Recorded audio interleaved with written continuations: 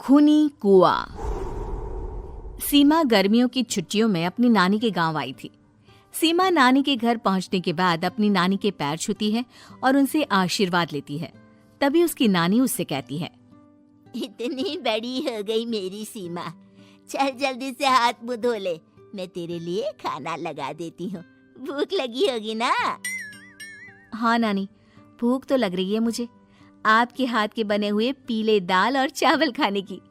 कितना टाइम हो गया है मुझे आपके हाथ का बना हुआ दाल चावल खाए हुए।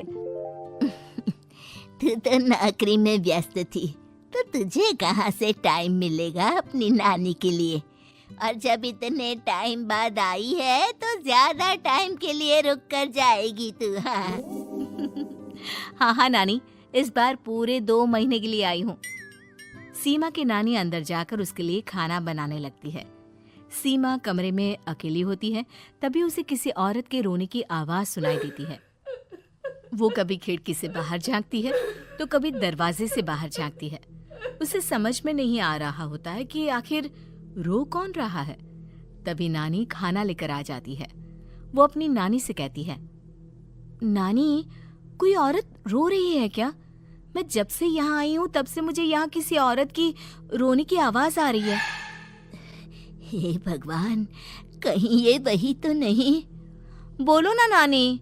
अरे कोई नहीं रो रहा, ये तेरे मन का वहम है। और तू ना अब खाना खा ले, ज्यादा यहाँ वहाँ की बातों में ध्यान मत दिया कर।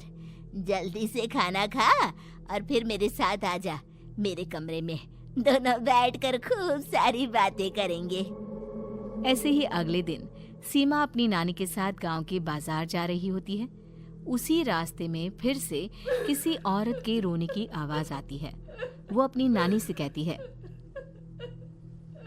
अरे नानी, क्या सच में तुम्हें अभी भी किसी औरत की रोने की आवाज नहीं सुनाई दे रही? मुझे किसी औरत की बहुत बुरी तरीके से रोने और चीखने की आवाजें आ रही है। मैं बहुत परेशान हूँ नानी, आखिर ये कौन है? मुझे लगता है कि सीमा को शहर भेज देना चाहिए, यहाँ रहना उसके लिए ठीक नहीं। नानी बोलो ना, आप चुप क्यों हो जाती हो? सीमा, तू घर चल, मुझे तुझसे बहुत जरूरी बात करनी है। नानी सीमा को घर ले आती है और सीमा से कहती है, सीमा, कल सुबह तू शहर वापस चली जाएगी। अरे अचानक? आखिर क्या बात है नानी, आप मुझे ऐसे जाने को क्यों कह रही हो? मैं बस जो कह रही हूँ उस पर ध्यान दे। तू कल सुबह यहाँ से चली जाएगी, और ये बात मैं कोई मजाक में नहीं बोल रही। तू कल जाएगी तो मतलब जाएगी। अरे नानी, चली जाऊंगी मैं, ठीक है, पर आखिर बात क्या है ये तो बता दो। मम्मी से कोई बात हुई है या फिर मुझसे कोई गलती हुई है जो तुम मुझे अचानक से जाने के लिए बोल रही हो? देख सीमा, रात बहुत हो चुकी है और मुझे इस बारे में कोई बात नहीं करनी। चल, अब चल के मेरे साथ सो जा। सुबह की बस पकड़कर तुझे शहर भी तो जाना है। सीमा को अपनी नानी का ऐसा व्यवहार देखकर बहुत ही अजीब लगता है। उसे कुछ समझ में नहीं आ रहा होता है कि आखिर उसकी नानी उसे अचानक से गांव छोड़कर जाने के लिए क्यों कह रही है।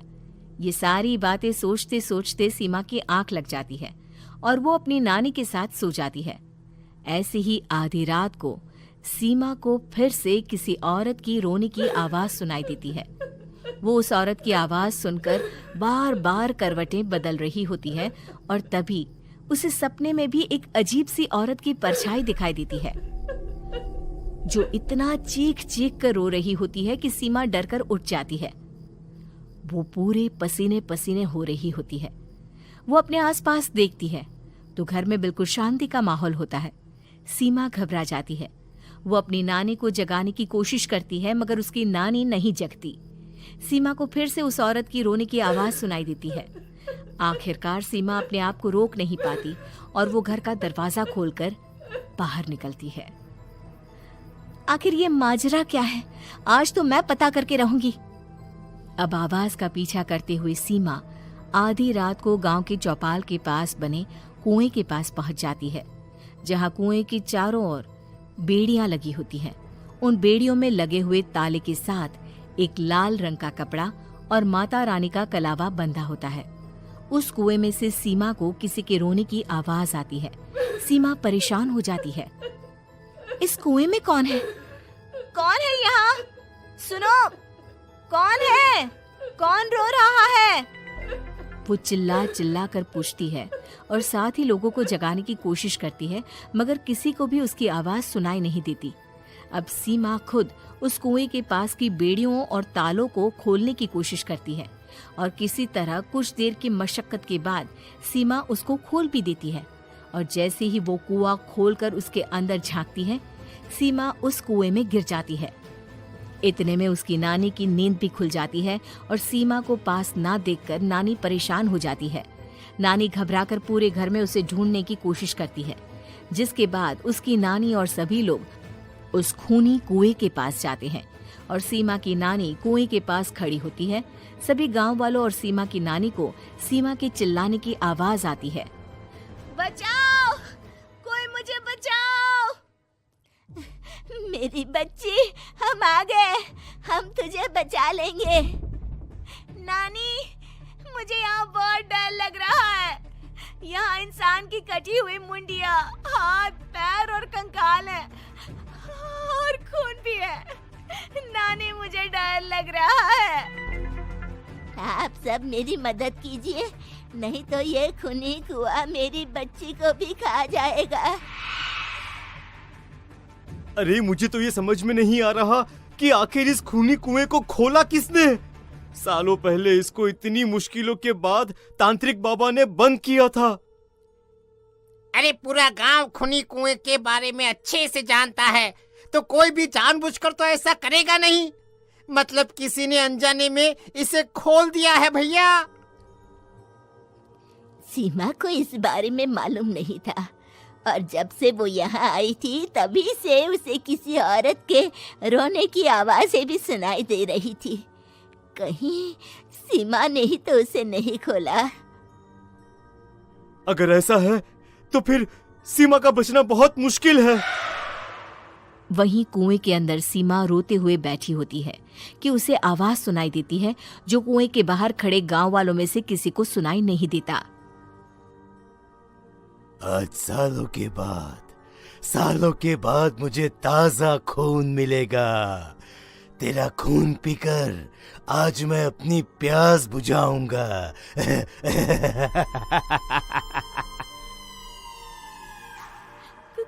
कौन है? मत मारो प्लीज, मुझे जाने दो प्लीज। मैंने किसी का क्या बिगाड़ा है? वो तुझे मरने के बाद पता चल ही जाएगा। जितने में गांव वाले और सीमा की नानी कुछ सोच पाते, उतने में उन्हें सीमा के चिल्लाने की आवाज आती है और अगले ही पल सब शांत हो जाता है। क्या हुआ?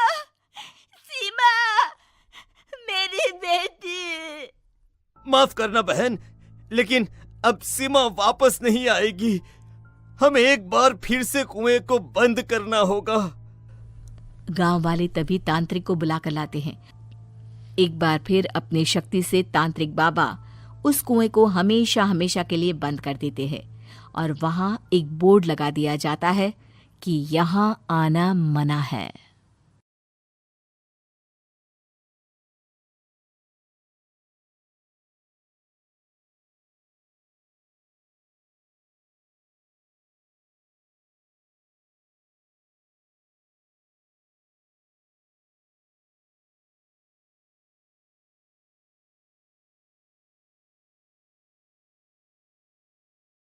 खुजली की बीमारी।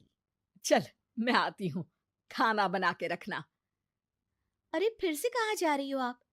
पिछले 2 घंटे में 8 बार इधर उधर जा चुकी हो। अपने पाँव के टायर को ब्रेक लगाओ ना। अरे तू अपनी जुबान को ब्रेक लगा। तू कौन होती है मुझे रोकने वाली? अरे ज्वालामुखी जी, फटिए मत। मैं बस ये कह रही थी कि बिना बात के बाहर मत निकलो। लॉकडाउन खत्म हुआ है, कोरोना नहीं। बीमारी तो अब भी है ना। अरे मुझे कुछ नहीं होने वाला। मैं गांव में पली बड़ी हूँ, बहुत शक्ति है मुझ में। हाँ, कोरोना की छोटे से वायरस के सामने बड़े बड़ों की नहीं चल रही।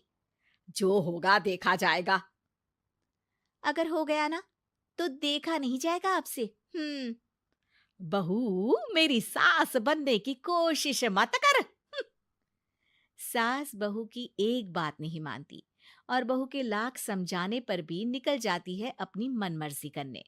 शाम को जब सास वापस आती है तो ये लीजिए, सैनिटाइजर से अपने हाथ क्लीन कर लीजिए। अरे इसमें से तो बदबू आती है। छी छी छी छी, मुझे नहीं करना ये इस्तेमाल। अरे तो साबुन से हाथ धो लीजिए। इतनी बार हाथ धुलवाएगी तो चमड़ी गल के नीचे गिर जाएगी। माँ जी, आप बाहर से आई हैं, हाथ धोने का तो सरकार भी कह रही है। मेरी नहीं तो किसी की तो सुन लीजिए। मैं तो खुद अपनी सरकार हूँ, मेरे अपने नियम है। कोरोना है। अरे तो इसमें तुझे क्यों रोना है? यार माँ जी, जरा सी बात है, इतना तो कर ही सकते हैं ना आप। नहीं नहीं नहीं, सुना नहीं? नहीं नहीं सुना। तो क्यों मुंह लग रही हो? कौन मुंह लगे आपके? आप तो मास्क भी नहीं लगाती। मास्क तो तुझे लगाना चाहिए ताकि बोलना कम हो तेरा।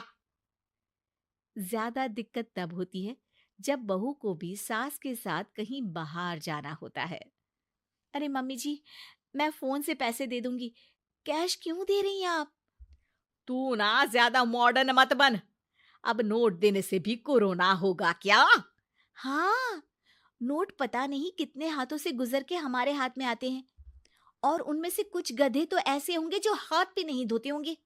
हैं? ताना मार रही है क्या? नहीं तो। तू मुझे बेवकूफ समझती है क्या? मुझे नहीं पता कि गधा कौन है? माँ जी, मैंने आपको कुछ नहीं कहा। अरे कैश दे रहे हो या फिर फोन से दोगे? कुछ लेना ही नहीं है। अरे मेरा टाइम क्यों वेस्ट किया फिर? बहू, तुझे ना मैं बाद में देखूंगी। बाद में मतलब कितने बजे? बहू बड़ी मजाकिया है आपकी। और सास बहुत गुस्सेल है, एक फटका दूंगी ना। अरे सॉरी आंटी जी। बहू सास से परेशान होके बाजार से अकेले घर आ जाती है और अपने पति से कहती है, सुनिए जी, मेरी एक शिकायत है आपकी मम्मी के बारे में। वाह, लोग बच्चे की शिकायत लेके मम्मी के पास जाते हैं, तुम मम्मी की शिकायत लेकर मेरे पास आई हो। तुम्हारी माँ है ना, बिना मास्क के बाहर जाती है, सैनिटाइज भी नहीं करती हाथ, और बिना काम के घूमती रहती हैं। अगर कोरोना हो गया ना तो दिक्कत हो जाएगी। अरे मैंने भी तो कहा ना उनसे एक दो बार, पर मम्मी मानती ही नहीं किसी की बात। मुझे ही कुछ करना पड़ेगा। अच्छा, क्या कर लोगी तुम? क्या कहा? नहीं, मेरा मतलब तुम क्या करने वाली हो? तुम बस मेरा साथ दो। अगले दिन जब सास कहीं से घूम कर आती है, माँ, मेरे शरीर पर कुछ हो रहा है, देखना। अरे ये तो खाज है। अरे मतलब खुजली। हाँ, और ये ऐसी वैसी खुजली नहीं है, फैलने वाली खुजली है। परसों तक मुझे थी, आज आपको भी हो गई। ज्यादा पास आते हो ना मेरे पास। अरे माँ के सामने ऐसी बात कर रही हो? क्या कर रही है? अरे तो पास आए तभी तो खुजली हुई ना। अब आप मम्मी के पास खड़े हो तो उनको भी तो हो सकती है ना। अरे मोरी मैया, जो का कह रही है? सही कह रही हूँ माँ जी। अरे बेटा, दूर हटे ना, दूर हो जा हमसे। सोशल डिस्टेंसिंग कर लेना एकदम से। हाँ।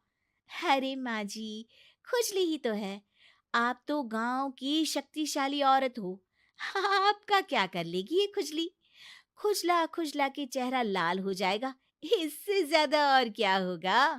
अरे नहीं नहीं बहू, थोड़ी मोटी चीज भी बड़ी दिक्कत दे सकती है ना। और खुजली है, अच्छा थोड़ी ना लगता है, लोग क्या कहेंगे? सारे घर को खुजली हो गई तो है। तो माँ, क्या करूं मैं? अब क्रीम लगा, नहा ले नीम के पानी से, घर से ना निकल वरना लोग खुजलाओ खुजला के माय नेम इज खाज बोल के चढ़ाएंगे तुझे। और हमसे ना बेटा दूर रहा कर, कहीं हमको भी हो गई तो। माँ, ऐसे ही कोरोना भी तो हो सकता है। खुजली होने के बाद लोग क्या बोलेंगे, कम से कम वो सुन तो पाएंगे। अगर कोरोना हो गया तो? हाँ? बाबा समझ गई। अब तू अपनी खुजली का ध्यान रख, मैं तुम्हारे कोरोना का ध्यान रखूंगी, ठीक है? माँ जी, आप तो बिना बोले ही बस इशारों में ही समझ गई। वैसे ये आइडिया था किसका? आपकी बेटी का। अच्छा अच्छा, सोशल डिस्टेंसिंग की वजह से छू नहीं रही हूं तुझे, वरना दे दनादन हो जाता है ना माँ। अरे हंस क्या रहा है? मेरे लिए नया मास्क लेकर आ। उस दिन के बाद सास ने गांठ बांध ली। 2 गज दूरी, मास्क जरूरी और घर में ही बैठ के खाओ आलू पूरी।